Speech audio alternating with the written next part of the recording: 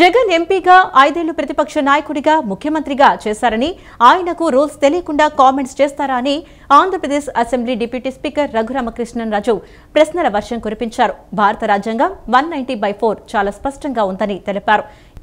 ఎవరైనా leave of actions అడగకుండా continuous గా 60 రోజుల పాటు సమావేశాలకు హాజరు రాకపోతే శాసనసభ సభ్యత్వానికి పార్లమెంట్ సభ్యత్వానికి అనర్హులు అవుతారని జగన్ కు తెలియదా అని నిలదీశారు. అసెంబ్లీ రూల్స్ నెట్ లో ఉంటాయని జగన్ చూసుకోవాలని హితవు పలికారు. ఎంత సమయం ఇవ్వాలి అనేది అది ఓన్లీ కొన్ని పర్టిక్యులర్ ఇప్పుడు బడ్జెట్ ఉంది లేదు గవర్నర్ గారి తీర్మానానికి ధన్యవాదాలు తెలిపేది ఉంది. అలా కొన్ని బిల్స్కి ఆ బిల్లు మీద మాట్లాడేటప్పుడు బిజినెస్ అడ్వైజరీ కమిటీలో ఆ బిల్స్ వచ్చినప్పుడు ఏ పార్టీకి ఎంత సమయం ఇవ్వాలి అంటే ఆ పార్టీల స్ట్రెంగ్త్ని బట్టి ఆ సమయం ఉంటుంది. అది ఓన్లీ సూచన, స్ట్రిక్ట్గా దాన్ని ఫాలో అవ్వాల్సిన అవసరం లేదు. ఎందుకంటే ఇండిపెండెంట్ మెంబర్స్ కూడా అవకాశం ఇస్తారు. ఒక్కళ్ళే ఉన్నా కూడా వాళ్ళకు కూడా అవకాశం ఇస్తారు. కొంచెం తక్కువ సమయం ఇస్తారు. మనకి లోక్సభ ఆర్ ఎనీ అసెంబ్లీ విధి విధానాల్లో ఆ కేటాయించే సమయం బిజినెస్ అడ్వైజరీ కమిటీలో కూర్చున్నప్పుడు డిసైడ్ అవుతుంది. వీళ్ళు యువజన శ్రామిక రైతు కాంగ్రెస్ పార్టీ వారు బీఏసీకి కూడా రావటం లేదు. వచ్చినప్పుడు ఈ పర్టికులర్ టాపిక్ మీద మాకు కాస్త ఎక్కువ సమయం ఇవ్వండి అని వారు అడిగితే శాసనసభాపతి గారు కన్సిడర్ చేయొచ్చు. అనర్హత వేటు నిబంధన ఏమిటని మాజీ సీఎం జగన్ అడగటం హాస్యాస్పదమని తెదేపా సీనియర్ నేత మాజీ మంత్రి యనమల రామకృష్ణుడు అన్నారు. రాజ్యాంగంలోని ఆర్టికల్ 188, 190/4 చదివితే ఈ అంశం అర్థమవుతుందని తెలిపారు. ఆ నిబంధనలు అర్థం చేసుకుంటే జగన్ కు సందేహాలు రావని పేర్కొన్నారు. అవి అర్థం కాకుంటే న్యాయవాదులను అడిగి తెలుసుకోవాలని సూచించారు. ఎమ్మెల్యేలు వరుసగా 60 రోజులు సభకు రాకపోతే అనర్హత వేటు వేయవచ్చన్నారు. అంతేకాకుండా తదుపరి ఎన్నికల్లోనూ పోటీ చేయవచ్చా అనేది కోర్టులో తేలాల్సి ఉందని చెప్పారు. ఎమ్మెల్యేగా ప్రమాణం చేసి అసెంబ్లీని బహిష్కరిస్తామనటం అనర్హత పరిధిలోకే వస్తుందని చెప్పారు. ఓత్ తీసుకుని వయలేట్ చేయడం అనేటువంటిది అది కూడా రికార్డెడ్గా వయలేషన్. అసెంబ్లీకి రాకుండా రాజ్యాంగం ఇచ్చినటువంటి అవకాశాలను ఉపయోగించుకోకుండా బాయ్కాట్ పర్మనెంట్ గా చేయడం అనేటువంటిది డెఫినెట్ గా డిస్క్వాలిఫికేషన్ కింద వస్తుంది ఆఫ్టర్ కంప్లీషన్ ఆఫ్ 60 days.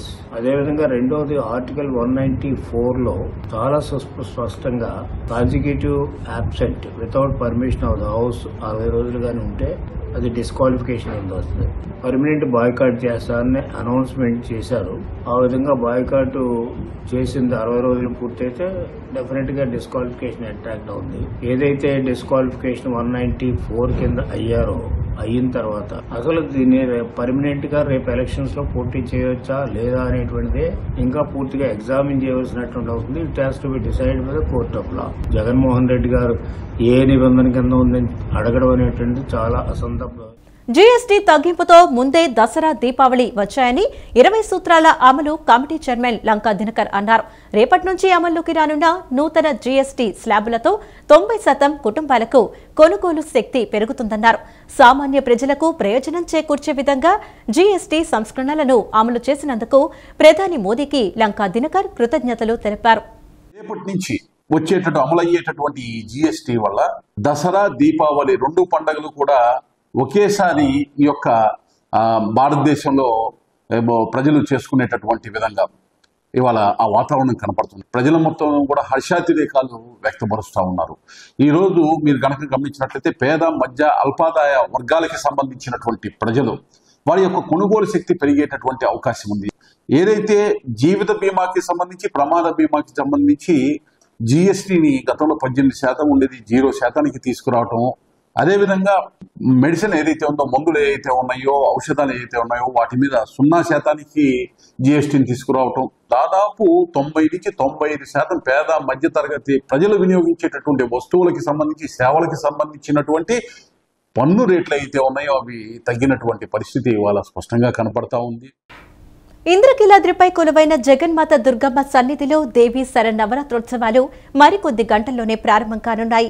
ఇప్పటికే అధికారులు దసరా ఉత్సవాల ఏర్పాట్లు పూర్తి చేశారు.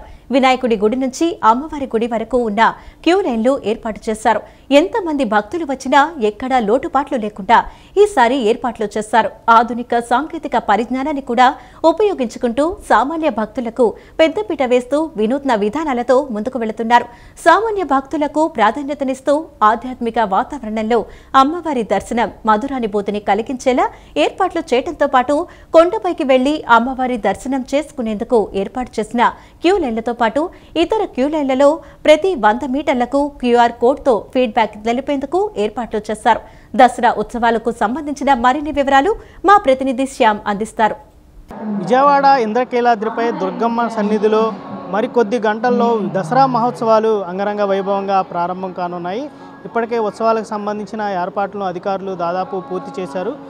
ఏదైతే వినాయకుడి గుడి వద్ద నుంచి పై వరకు కూడా క్యూ లైన్లు ఏర్పాటు చేశారు. అటు భవానీపురం సైడు అంటే ఏదైతే కుమ్మరపాలెం సెంటర్ ఉందో అక్కడి నుంచి కూడా క్యూ లైన్లు ఏర్పాటు చేశారు. క్యూ లైన్ల నుంచి నేరుగా ఇక్కడ అమ్మవారిని దర్శించుకునే వేలుగా అన్ని ఏర్పాట్లు కూడా అధికారులు చేసిన పరిస్థితి.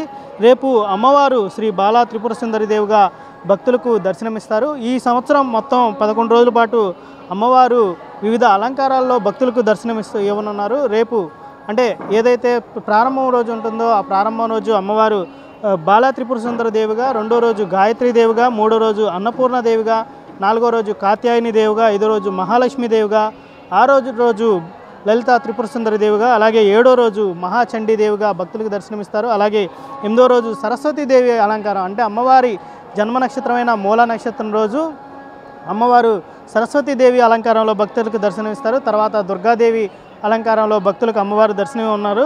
అలాగే మహిషాసురమర్దిని దేవి, రాజరాజశ్రీ దేవితో అలంకారంతో ఉత్సవాలు ముగిస్తాయి. సాయంత్రం అదే రోజు సాయంత్రం హంసవాహన తెప్పోత్సవం ఉంటుంది. దాంతో ఉత్సవాలు వైభవంగా సమాప్తం అవుతాయి.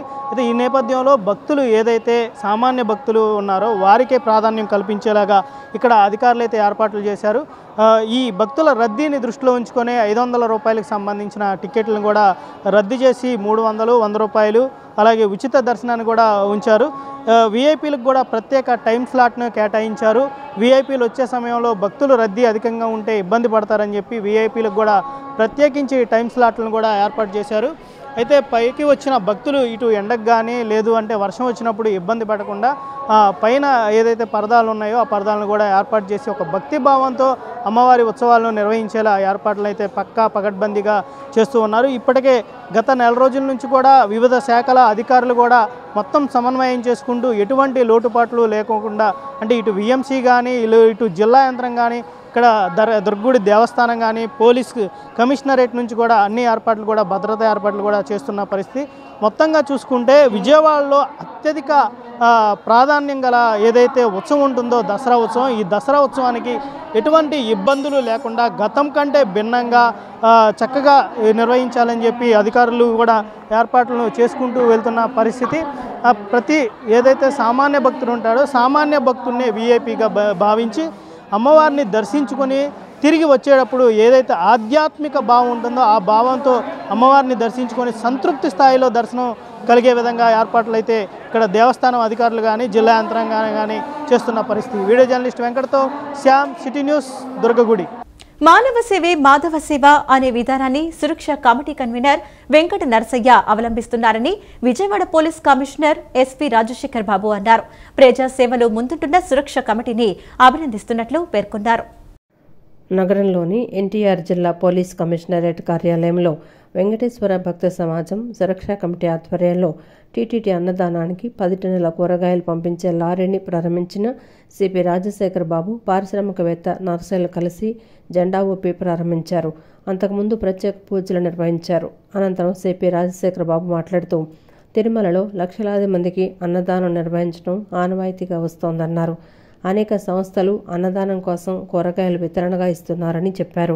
నేడు విజయవాడ నుంచి వెంకటేశ్వర భక్త సమాజం సురక్షా కమిటీలు 10 టన్నుల కూరగాయలు టీటీటీ అన్నదానానికి పంపిస్తున్నారని చెప్పారు. సురక్షా కమిటీ ఆధ్వర్యంలో అనేక సేవా కార్యక్రమాలు నిర్వహిస్తూ అందరికీ ఆదర్శంగా నిలుస్తున్నారని కొనియాడారు. మానవ సేవే మాధవ సేవ అనే విధానాన్ని అవలంబిస్తున్నారని ప్రజాసేవలో ముందుంటున్న సురక్షా కమిటీని అభినందిస్తున్నట్లు పేర్కొన్నారు.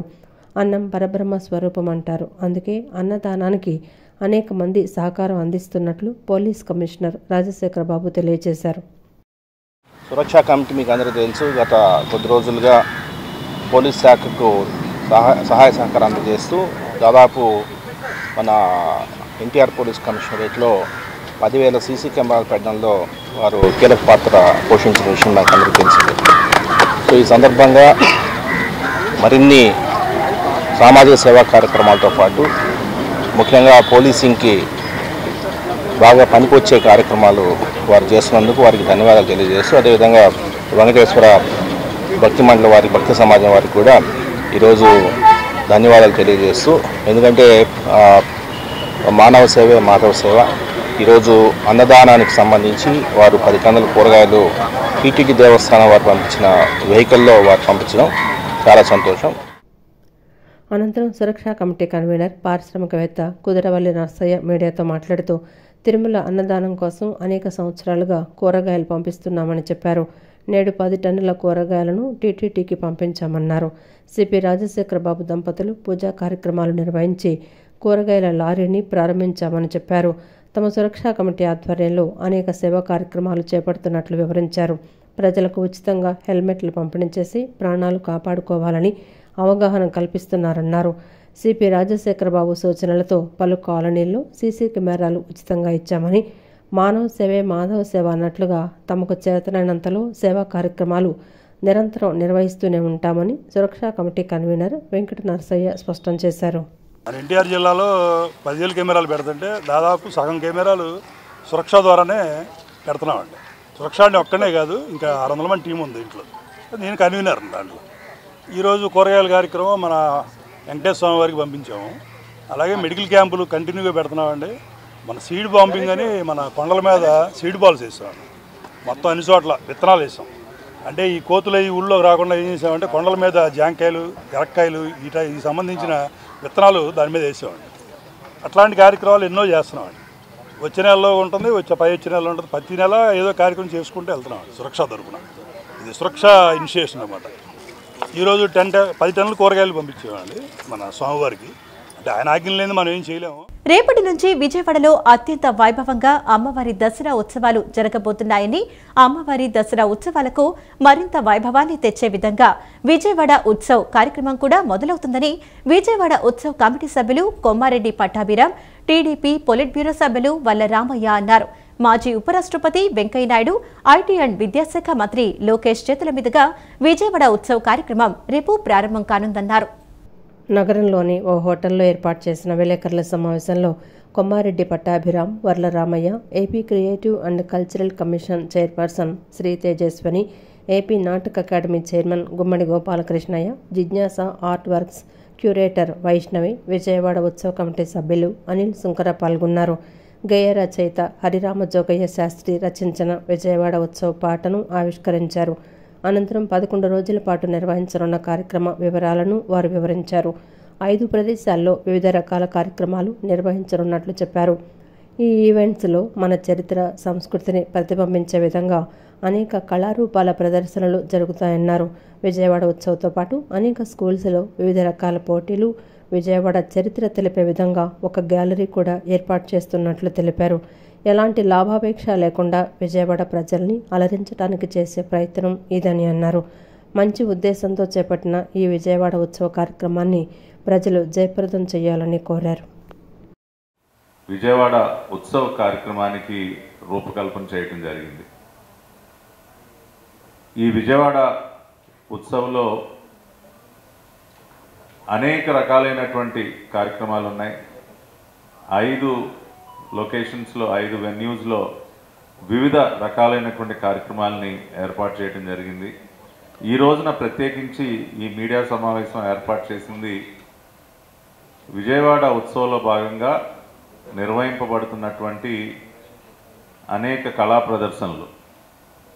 అవి పౌరాణిక నాటకాలు కానివ్వండి, పద్య నాటకాలు, సాంఘిక నాటకాలు, వివిధ రకాలైనటువంటి ఆర్ట్ ఫామ్స్, నృత్యాలు, కూచిపూడి, భరతనాట్యం, ఇట్లా రకరకాలుగా మన హిస్టరీ, కల్చర్ పూర్తిగా కూడా ప్రతిబింబించే విధంగా అనేక రకాలైనటువంటి కార్యక్రమాలకి కల్చరల్ కమిషన్, అదేవిధంగా ఏపీ నాటక అకాడమీ వారి సహకారంతో పెద్దలు వర్ల రామయ్య గారు, మరి ఆయన మనందరికీ తెలుసు కళాభిమాని, అనేక మంది కళాకారుల్ని ఆయన నిత్యం ప్రోత్సహిస్తూ మరి ఎక్కడ కళలకు సంబంధించి ఎక్కడ ఏ కార్యక్రమం జరిగినా కూడా వారు ఆ కార్యక్రమానికి హాజరయ్యి మరి అన్ని రకాలుగా తన తోడ్పాటును అందిస్తూ ఉంటారు. విజయవాడ పరిసర ప్రాంతంలో ప్రజలందరూ కూడా ఇదొక సదవకాశం అని తెలియజేస్తూ కళాక్షేత్రంలో తుమ్మలపల్లి వారి కళాక్షేత్రంలో బ్రహ్మాండమైన గుమ్మడి గోపాలకృష్ణ గారు మీ అందరికీ నిష్ణాతుడైన పౌరాణిక నాటక రంగంలో సినిమా రంగంలో స్వర్గీయ నందమూరి తారక రామారావు గారు కృష్ణుడు వేషం వేస్తే మనం ఎంత ఆనందిస్తామో, పౌరాణిక నాటక రంగం స్టేజీ మీద గుమ్మడి గోపాలకృష్ణ గారు కృష్ణుడు వేషం వేస్తే అంతే ఉంటుంది, అక్కడ అంత బ్రహ్మాండంగా ఉంటుంది. అలాగా ఆయన నేతృత్వంలో బ్రహ్మాండమైన పౌరాణిక నాటకాలు మనం ఇక్కడ కళాక్షేత్రంలో చూస్తాం. అలాగే ఘంటసాల వెంకటేశ్వరరావు గారి కళామందిరం ఉంది, అక్కడ చూస్తాం. దీనికోసం ప్రత్యేకంగా తుమ్మలపల్లి కళాక్షేత్రంలో, పున్నమి ఘాట్లో, అదేవిధంగా ఘంటసాల వెంకటేశ్వరరావు మ్యూజిక్ కాలేజ్లో దీని గురించి ప్రత్యేకమైన ప్రణాళికలు రూపొందించి మేము ప్రతిరోజు కూడా అన్ని ఆర్ట్ ఫామ్స్ని ప్రజలందరికీ చేరువ చేసేలాగా, అంతరించిపోతున్న కళలని కూడా ప్రజలందరికీ చేరువ చేసే విధంగా ఈ ప్రణాళికలు రూపొందించడం జరిగిందండి. మన సంస్కృతి సంప్రదాయాలు ఎంత గొప్పవి అని తెలియజేసే నాట్య రూపాలు కానివ్వండి, ఫోక్ ఆర్ట్ ఫామ్స్ కానివ్వండి, వీటన్నిటినీ కూడా మనం చూసే అవకాశం కూడా ఈరోజు లేదు. ముఖ్యంగా చెప్పాలంటే ఒక బాధాకరమైన విషయం ఏంటంటే 2018 తర్వాత అన్ని ఆర్ట్ ఫామ్స్ని కలుపుతూ అందరు కళాకారులకి అవకాశం ఇస్తూ జరిగిన వేడుక ఈ రాష్ట్రంలో లేదు. 7 ఏళ్ల తర్వాత మళ్ళీ ఈ విజయవాడ ఉత్సవం ద్వారా అనేక మంది కళాకారులకి, అనేకమైన కళారూపాలకి ఒక వేదికనివ్వబోతుంది. కేసిరెడ్డి చిన్ని గారి ఆలోచన మొత్తం కళారూపాలతో విజయవాడ ప్రతిరోజు కూడా మరి తుమ్మలపల్లి కళాక్షేత్రం, ఘంటసాల ఆడిటోరియం ఇవన్నీ కూడా కడకడలాడుతూ ఉండాలని మనకు పెద్దల అండ దొరికింది ఈ రోజున. వీటన్నిటిని ఉపయోగించుకోవాలంటే కళాకారుల ఐక్యతను మనం చాటుకోవాలి. ప్రతిరోజు ప్రతి కళాకారుడు ఇది నాది కాదు అనుకోకుండా వచ్చి ప్రేక్షకులు లేనిదే ఏ కళారూపం విజయవంతం కాదు.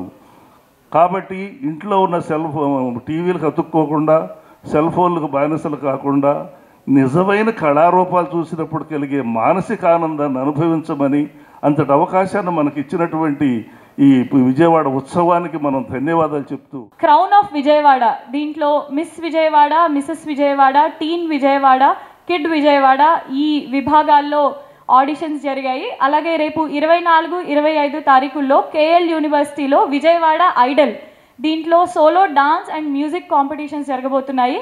అలాగే 24, 25 తారీఖుల్లో కేఎల్ యూనివర్సిటీలోనే విజయవాడ ఛాంప్స్ పేరిట group dance and group music, అందులో గాత్రము అలాగే వాయిద్యము 2 కూడా ఉన్నాయి. 28వ తారీఖున మన విపి సిద్ధార్థ పబ్లిక్ స్కూల్లో విజయవాడ టాలెంట్ క్వెస్ట్ దీంట్లో మనకి art, craft, creative speaking, creative రైటింగ్లో 5 ఏళ్ల నుంచి 50, 60 ఏళ్ల వరకు కూడా ఎవరైనా పార్టిసిపేట్ చేయొచ్చు. డిఫరెంట్ ఏజ్ కేటగిరీస్ ఉన్నాయి. ఇలాంటి ఈవెంట్ విజయవాడ చరిత్రలో ఇప్పటి వరకు జరిగిందా? ఎవరైనా చేయగలిగారా? ఎందుకు చేయలేదు? ఇప్పుడు చేస్తున్నారు. అందరూ ఆనందిద్దాం. పార్టీలకు అతీతంగా, మతాల కులాలకు అతీతంగా మనందరిది ఒకే కులం, విజయవాడ వాళ్ళం. అది తెలుసుకుని అందరూ పార్టిసిపేట్ చేయండి. ఎవరి కాళ్ళు వచ్చేసి ఎవరి ఐడియాలు ఉన్న 300+ ఈవెంట్స్ జరుగుతున్నాయి. 11 days drone shows, cracker show for beginning, ఎండింగ్లో క్రాకర్ షోస్, ఇన్ని సాంస్కృతిక కార్యక్రమాలు 2 చోట్ల జరుగుతున్నాయి. ఎక్స్పో స్టార్ట్ అవుతుంది. రోజుకు ఒక సినిమా ఈవెంట్, జన్జీ కోసం బ్యాండ్స్, ప్రతిదీ అండి, ప్రతి ఒక్కళ్ళకి. అంటే కొందరు అంటారు ఇది పాత నగరం, మీ విజయవాడలో ఏముంటుందని. And one of the biggest things, మన విజయవాడలో ఉన్నంతమంది ఎన్ఆర్ఐస్ ఏ సిటీలో లేరు. ఇంద్రకీలాద్రిపై కొలువైన జగన్మాత దుర్గమ్మను కేంద్ర మంత్రి పెమ్మసాని చంద్రశేఖర్ కుటుంబ సమేతంగా దర్శించుకున్నారు. అమ్మవారికి దర్శనార్థం ఆలయానికి వచ్చిన వారికి ఆలయ కార్యనిర్వహణాధికారి శ్రీ సీనా నాయక్ ఆలయ మర్యాదలతో స్వాగతం పలికారు. అమ్మవారిని దర్శించుకున్న అనంతరం వేద పండితులు వేదాశీర్వచనాలు అందజేసి అమ్మవారి చిత్రపటాన్ని లడ్డూ ప్రసాదాన్ని అందజేశారు. ఈ సందర్భంగా అమ్మవారికి సారి సమర్పించారు. అనంతరం ఈవో సీనా నాయక్ దసరా ఉత్సవ ఏర్పాట్లను వివరించారు.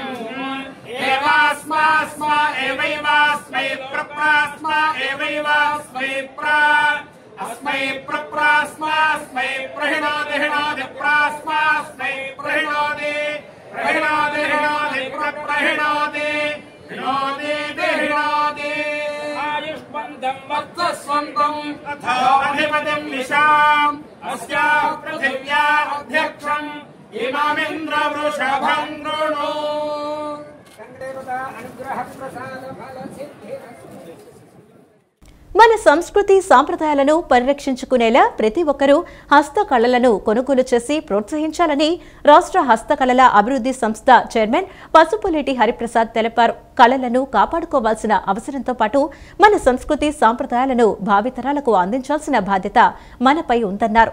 హస్తకళాభిమానులకు నాణ్యమైన ఉత్పత్తులను అందించడంతో పాటు కళాకారులకు ఆర్థిక చేయూతను అందించేలా కేంద్ర రాష్ట్ర ప్రభుత్వాల ఆధ్వర్యంలో దేశంలోనే పలు ప్రాంతాల్లో గాంధీ శిల్ప బజార్ల ద్వారా ఒకే వేదికపై తీసుకొచ్చి ప్రదర్శన అమ్మకాలు నిర్వహిస్తున్నారని పేర్కొన్నారు.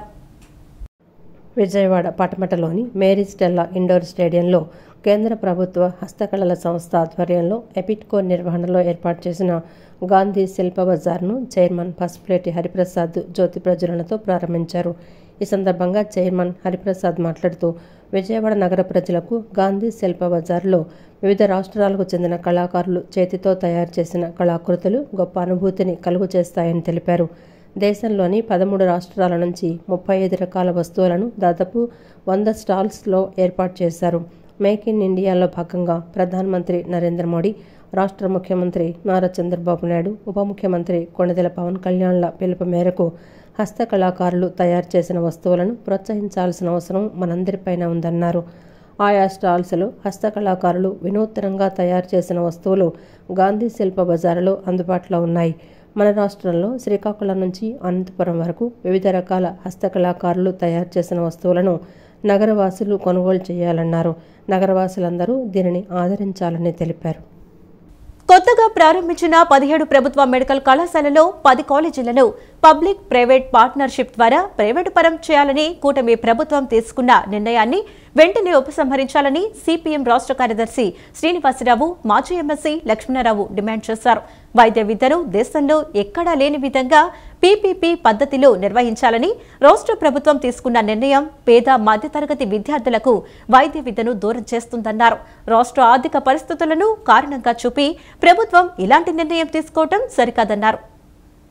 ప్రభుత్వ వైద్య కళాశాలను ప్రైవేటు పరం చేయడాన్ని వ్యతిరేకిస్తూ సిపిఎం రాష్ట్ర కమిటీ ఆధ్వర్యంలో నగరంలోని బాలచ్చో భవనంలో రౌండ్ టేబుల్ సమావేశం నిర్వహించారు. సమావేశంలో వివిధ పార్టీల నాయకులు, ప్రజా సంఘాలు, విద్యార్థి సంఘాల నాయకులు పాల్గొన్నారు. సమావేశంలో సిపిఎం రాష్ట్ర కార్యదర్శి శ్రీనివాసరావు, మాజీ ఎమ్మెల్సీ లక్ష్మణరావు మాట్లాడుతూ ట్రిపుల్ పీ విధానం ద్వారా వైద్య కళాశాలల నిర్వహణలో రాష్ట్ర ప్రభుత్వం తన బాధ్యతను తప్పుకోవటం, విలువైన ప్రజాధనాన్ని ప్రైవేటు వారికి అతి చౌకగా కట్టబెట్టడమే అవుతుందన్నారు.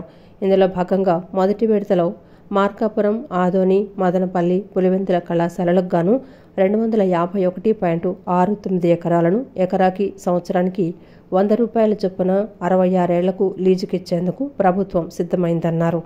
ఇప్పటికే రాష్ట్రంలో 65,000 మంది విద్యార్థులు నీట్ పరీక్ష రాయగా 36,776 మంది క్వాలిఫై అయ్యారని, రాష్ట్రంలో సీట్లు పెరగకపోవడంతో సెల్ఫ్ ఫైనాన్స్, యాజమాన్య కోటాలో కోట్లల్లో ఖర్చు చేయలేక విద్యార్థులు ఇతర దేశాలకు వెళ్తున్నారన్నారు. ప్రైవేటీకరణతో సామాజికంగా వెనుకబడిన తరగతులకు, మహిళలకు, వికలాంగులకు రిజర్వేషన్లు దెబ్బతింటాయన్నారు. వైద్య విద్యను పూర్తిగా సామాన్యులకు దూరం చేస్తుంది. ఇప్పటికే భూములు సేకరించి బిల్డింగులు ప్రారంభించి సగం లేదా 60-70% కూడా అయినటువంటి బిల్డింగులు ఉన్నాయి. కేంద్ర ప్రభుత్వం నిధులు ఇస్తున్నది. నిధులు లేవు అనేటువంటి సాగుతోటి ఈరోజు ప్రైవేట్ వాళ్ళకి అప్పచెప్పడం అంటే రేపొద్దున లక్షల కోట్ల రూపాయలు వసూలు చేసి విద్యార్థులు సీట్లు పొందాలి. ఎస్సీ, ఎస్టీ, బీసీ, మైనార్టీలకు కానీ, మహిళలకు కానీ, వికలాంగులకు కానీ, ఈ రకమైన సామాజిక వెనకబడిన వాళ్ళకి, ఇతర కులాలు, అగ్ర కులాల్లో ఉండే పేదవాళ్ళు కూడా సంవత్సరానికి 20 లక్షలు 30 లక్షలు పెట్టి ఎవరు మెడిసిన్ చేయలేరు. చేసిన తర్వాత వచ్చి పేషెంట్లు పీకు తింటారు తప్ప ప్రజలకు వైద్యం కూడా చేయరు. ప్రభుత్వ విషయాల్లో ఎవరు పనిచేయరు. వెనకబడినటువంటి ఏజెన్సీ ప్రాంతంలో గ్రామాలకు పోయి ఎవరు కూడా సేవ చేయరు. కార్పొరేట్ వైద్యాన్ని ప్రోత్సహించడానికి చేస్తున్నారు. ఈ రకంగా ప్రజల సొమ్ముని కార్పొరేట్లు కట్టబెట్టి ప్రైవేటీకరణ చేయడానికి పూర్తిగా వ్యతిరేకిస్తున్నారు.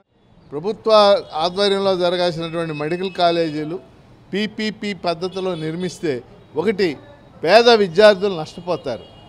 మెడికల్ సీట్లు పెద్ద ఎత్తున పోటీ ఉంది వాళ్ళ నీట్ పరీక్షలో. కానీ ఆ మెడికల్ సీట్లు 50 లక్షలు 60 లక్షలు పెట్టి కొనేటటువంటి స్థితి వీళ్ళకు ఉండదు. అదే ప్రభుత్వ మెడికల్ కాలేజీ అయితే ఫీజు కేవలం 15,000 మాత్రమే. రెండవది, ఈ 10 మెడికల్ కాలేజీలు కూడా నిర్మిస్తున్న ప్రాంతాలన్నీ కూడా వెనుకబడిన ప్రాంతాలు. ఆదోని, మార్కాపురం, పార్వతీపురం ఇలాంటి ప్రాంతాలు. ఈ ప్రాంతాలన్నింటిలో మెడికల్ కాలేజీతో పాటు 300 పడకల ఆసుపత్రి కూడా వస్తుంది కాబట్టి ప్రజలకు ఎంతో ఉపయోగకరంగా ఉంటుందనేది మా ఉద్దేశం. మూడో విషయం ఏంటంటే ప్రభుత్వం ఇప్పటికైనా ఆలోచించి, సమాజంలో పెద్ద వ్యతిరేకత వ్యక్తం అవుతుంది, ఎప్పటికైనా ఆలోచించి ఈ 10 మెడికల్ కాలేజీలను కూడా ప్రభుత్వ రంగంలోనే నిర్మించాలని చెప్పేసి ఈ రౌండ్ టేబుల్లో పాల్గొన్న అనేక రాజకీయ పార్టీల నాయకులు, అనేక ప్రజా సంఘాల నాయకులు డిమాండ్ చేశారు. ప్రభుత్వం ఇప్పటికైనా స్పందించాలని మేము డిమాండ్ చేస్తూ ఉన్నాం. దసరా ఉత్సవాలు కొన్ని వందల ఏళ్ల నుంచి జరుగుతున్నాయని, ఆ దసరా ఉత్సవాలకు మరింత శోభ తెచ్చే విధంగా ఎంపీ కేశినేని శివనాథ్ చొరవతో విజయవాడ ఉత్సవ్ జరగనుందని టీడీపీ నేతలు తెలిపారు. విజయవాడ వైభవాన్ని ప్రపంచానికి చాటేందుకు ఎన్టీఆర్ జిల్లాలోని 7 నియోజకవర్గ ఎమ్మెల్యేలతో కలిసి విజయవాడ ఉత్సవ్ నిర్వహిస్తున్నారని చెప్పారు. విజయవాడ ఉత్సవ్ ఏర్పాట్లు చూసి ఓర్వలేక కళ్లుండి చూడలేని కబోదులుగా మాట్లాడటం జరుగుతోందన్నారు. విజయవాడ గురునానక్ కాలనీలోని విజయవాడ ఎంపీ కేశినేని శివనాథ్ కార్యాలయంలో టీడీపీ ఎన్టీఆర్ జిల్లా ఎస్సీ సెల్ అధ్యక్షుడు సొంగ సంజయ్ వర్మ, ఎన్టీఆర్ జిల్లా మైనార్టీ సెల్ అధ్యక్షుడు కరీముల్లా, ఎన్టీఆర్ జిల్లా తెలుగు యువత అధ్యక్షుడు షేక్ నాగూర్, టీఎన్ఎస్ఎఫ్ ఎన్టీఆర్ జిల్లా ప్రధాన కార్యదర్శి చరణ్ సాయి యాదవ్ విలేకరుల సమావేశాన్ని నిర్వహించారు. ఎంపీ కేశినేని శివనాథ్పై పోతిన మహేష్ చేసిన వ్యాఖ్యలను ఖండించారు. సమావేశంలో వారు మాట్లాడుతూ ఎంపీ కేశినేని శివనాథ్పై వైసీపీ నేతలు లేనిపోని ఆరోపణలు చేస్తే తాట తీస్తామంటూ హెచ్చరించారు. వైసీపీ పాలనలో అన్నా క్యాంటీన్లను రద్దు చేసి పేదవాళ్ల కడుపు కొడితే తన సొంత నిధులతో 7 నియోజకవర్గాల్లో మొబైల్ అన్నా క్యాంటీన్ల ద్వారా పేదలకు కడుపు నింపిన వ్యక్తి ఎంపీ కేశినేని శివనాథ్ అని పేర్కొన్నారు. MP Kesineni Sivanath payback society నినాదం స్ఫూర్తితో సమాజానికి ఎంతో కొంత తిరిగి ఇవ్వాలి, ప్రజలకు మంచి చేయాలనే ఆశయంతో పనిచేస్తున్నారన్నారు. విజయవాడ ప్రజలకి ఆహ్లాదకరమైన వాతావరణాన్ని కల్పించి మన విజయవాడ ప్రజలు సంతోషపడే, అంటే ఒక్క విజయవాడ నుంచే కాదండి, ఓవరాల్గా ఆంధ్రప్రదేశ్ ఇతర రాష్ట్రాల నుంచి కూడా ఈ కార్నివాల్ని చూసే విధంగా ఈరోజు ఈ కార్యక్రమాన్ని మన పార్లమెంటు సభ్యులు కేశినేని శివనాథ్ చిన్ని గారు 7 నియోజకవర్గాల ఎమ్మెల్యేలు కలిసి ఈ కార్యక్రమాన్ని చేపట్టడం జరుగుతుంది. దీన్ని జీర్ణించుకోలేక దిగజారుడు మాటలు, నువ్వు మాట్లాడే మాటలేంటి, మీడియాలో నువ్వు కనపడాలంటే సోదరా రా, మీడియా ముందుకు రా, నీ గురించి చెప్పుకో, నువ్వు చేసిన సేవా కార్యక్రమాల గురించి చెప్పుకో. విజయవాడ పట్టణం గురించి మాట్లాడే అర్హత ఈ రాష్ట్రాన్ని పరిపాలించిన మాజీ పరిపాలకులకి ఎవరికీ అర్హత లేదు. విజయవాడ పట్టణం గురించి ఇది నా విజయవాడ, మా విజయవాడ ఉత్సవ్ అని విజయవాడ ప్రజలందరూ గర్వంగా చెప్పుకుంటున్న ఈ రోజుల్లో ఈ కుక్కల రోడ్ల మీదకి వచ్చి ఇష్టం వచ్చినట్లు మాట్లాడుతున్నాయి. నాలుకలు కట్ చేయాల్సిన పరిస్థితి కూడా ప్రజలు మీకు ఆల్రెడీ బుద్ధి చెప్పారు. అమ్మవారి ఉత్సవాలని మేము అడ్డు పెట్టుకొని ఏదో చేస్తున్నామని మీరు మాట్లాడుతూ ఉన్నారు. ఈరోజు నేను నిన్ను ఒకటే అడుగుతున్నా, నువ్వు ఈ మాటకు సమాధానం చెప్పాలి. మీ ప్రభుత్వంలో ఈరోజు నువ్వు ఏ నాయకులకైతే భజన చేస్తావో వాళ్ళ నేతృత్వంలో మీ ప్రభుత్వంలో ఎన్నో విగ్రహాలు ధ్వంసమయ్యాయి. మరి అలానే ఎన్నో రథాలని కాల్ చేశారు. ఈరోజు నువ్వు ఏదైతే అమ్మవారిని అడ్డు పెట్టుకొని ప్రెస్ మీట్లు పెట్టి నువ్వు ఏదో పేరు పొందాలని చూస్తున్నావే, మరి అదే అమ్మవారి గుళ్ళో 2 వెండి విగ్రహాలు మాయమయ్యాయి. మరి ఇప్పుడు ఈరోజు నువ్వు మాకు సమాధానం చెప్పాలి. ఆ 2 విగ్రహాల్లో ఎంత వాటాగా వస్తుందనే ఉద్దేశంతో నువ్వు ఆ పార్టీలో చేరావు. మరి వాళ్ళ కింద గూండాగిరి చేసి మమ్మల్ని ఇలా ఎన్నో ప్రలోభాలకు గురిపెట్టాలని చూస్తున్నావు. వెండి సింహాల గురించి మాట్లాడలేవు. నీ పక్కన ఇంటి పక్కన ఉన్న పాత శివాలయం ఆస్తులు ఎవడో అనుభవిస్తున్నాడో మాట్లాడలేవు. ఈరోజు కూటమి ప్రభుత్వం అన్ని బయటకు తీస్తుంది. ఖచ్చితంగా పోతిన మహేష్ నువ్వు అడిగిన ప్రతి దానికి సమాధానం చెప్తాం. ఈరోజు నీ రియల్ ఎస్టేట్ దందాల గురించి చెప్పమంటావా? ఈరోజు నీ కులంలో ఎంతమందిని నువ్వు మోసం చేస్తావో చెప్పమంటావా? ఈరోజు విజయవాడ నగరంలో విజయవాడ ఉత్సవం గురించి నువ్వు మాట్లాడుతున్నావు కదా, ఒకటే మాట చెప్తావు విను. నువ్వు మాట్లాడిన మాటలు ఎట్లాంటిదంటే మహాలక్ష్మి చిక్స్ పేరుతో చిట్టీలు ఎగరగొట్టి ఈరోజు నువ్వు విజయవాడ ఉత్సవం గురించి మాట్లాడితే ఏమనుకుంటారు తెలుసా జనాలు? పతివ్రత పర్వణం సామెత గుర్తొస్తుంది అందరికీ. దయచేసి ఇలాంటి తప్పుడు వాగులు సజ్జలు పంపించిన నోట్లు చదవడం మానే. అత్యవసర సమయాల్లో రక్తాన్ని దానం చేయాలనే ఉద్దేశంతో we are with you charitable trust పేరిట రక్తదాన శిబిరాన్ని ఏర్పాటు చేసిన లిఖిత్ ఫ్రెండ్స్ సర్కిల్ వారిని మనస్ఫూర్తిగా అభినందిస్తున్నట్లు టీడీపీ ఫ్లోర్ లీడర్ నిలబండ్ల బాలస్వామి తెలిపారు. ప్రార్థించే పెదవుల కన్నా సాయం చేసే చేతులు మిన్నా అనే సూక్తి ఆదర్శంగా తీసుకుని లిఖిత్ ఫ్రెండ్స్ సర్కిల్ తమ సేవలు విస్తృతం చేయడం అభినందనీయమన్నారు. నగరంలోని MG road Indira Gandhi municipal stadium నందు వీఆర్ విత్ యూ అనే చారిటబుల్ ట్రస్ట్ ఆధ్వర్యంలో రక్తదాన శిబిరాన్ని ఏర్పాటు చేశారు. ఈ కార్యక్రమానికి ముఖ్య అతిథిగా టీడీపీ ఫ్లోర్ లీడర్ నిలబండ్ల బాలస్వామి విచ్చేసి రక్తదాన శిబిరాన్ని ప్రారంభించారు. అనంతరం నిలబండ్ల బాలస్వామి మాట్లాడుతూ తలసేమియా అత్యవసర పరిస్థితుల్లో రక్తాన్ని దానం చేయాలనే ఉద్దేశంతో Likhith friends circle we are with you charitable trust rainbow blood bank సౌజన్యంతో ఉచిత రక్తదాన శిబిరాన్ని ఏర్పాటు చేయడం అభినందనీయమన్నారు. ప్రార్థించే పెదవుల కన్నా సాయం చేసే చేతులు మిన్నా అనే సూక్తి స్ఫూర్తిగా తీసుకొని లిఖిత్ ఫ్రెండ్స్ సర్కిల్ సేవా కార్యక్రమాలు చేయడం పట్ల తాను వారిని మనస్ఫూర్తిగా అభినందిస్తున్నట్లు నిలబండ్ల బాలస్వామి తెలిపారు. లిఖిత్ ఫ్రెండ్స్ సర్కిల్ చేస్తున్న సేవా కార్యక్రమాలలో తనని కూడా భాగస్వామ్యం చేసినందుకు కృతజ్ఞతలు తెలియజేశారు.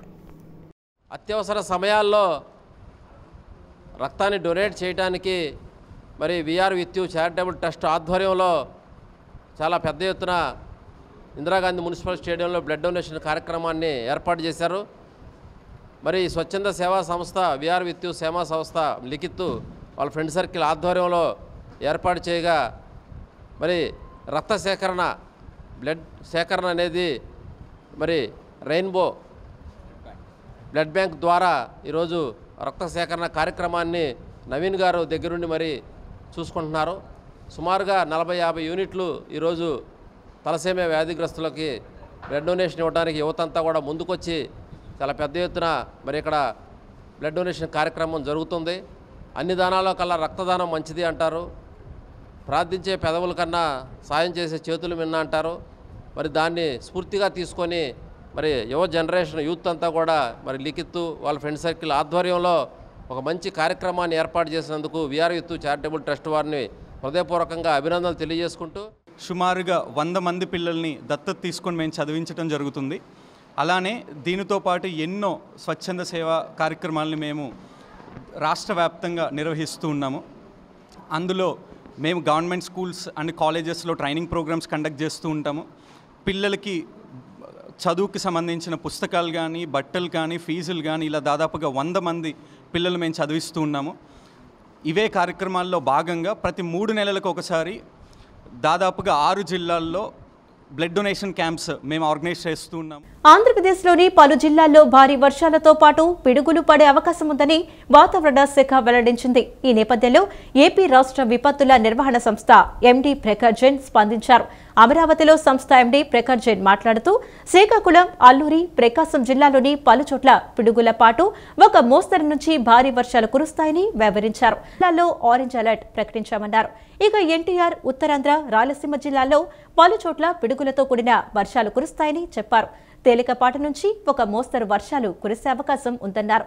ఆ సమయంలో ఈదురుగాలులు సైతం వీచే అవకాశం ఉందని చెప్పారు. దీంతో భారీ హోర్డింగ్స్ చెట్ల కింద నిలబడవద్దని సూచించారు. ఇక శిథిలావస్థలో ఉన్న భవనాల్లో ఉండవద్దని ప్రజలకు తెలిపారు.